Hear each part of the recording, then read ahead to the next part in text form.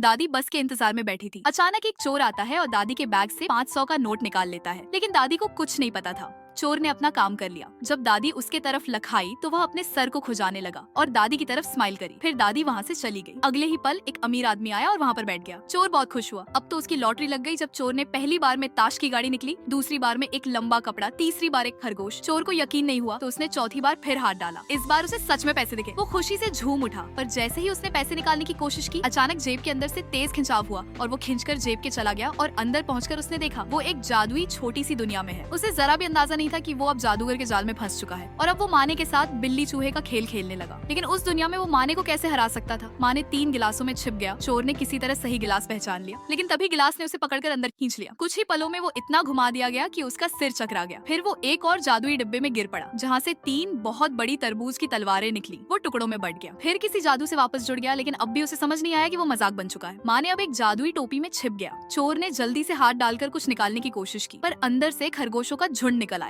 माने सबसे पीछे छिपा था। अब उसने चोर को ताश के पत्तों की दुनिया में पहुंचा दिया, जहां उसने 49 बार शफल और थपेड़े झेले। आखिरकार उसने माने को पकड़ ही लिया और उसी पल माने उसे लेकर जेब से बाहर निकल आया। चोर को लगा कि उसने जीत हासिल कर ली है, पर जैसे ही वो बाहर आया, बस अचानक टूटकर गायब हो गई। अब वो खुद को एक जादू के शो के मंच पर खड़ा पाया। अमीर आदमी मुस्कुराया, उसने उंगलियां चटकाई और माने अचानक हथकड़ी में बदल गया। इस कहानी से हमें यही सीख मिलती है, कभी भी किसी जादूगर की जेब में हाथ मत डालो। तुम फ्री फायर खेलते हो या पबजी? कमेंट करो।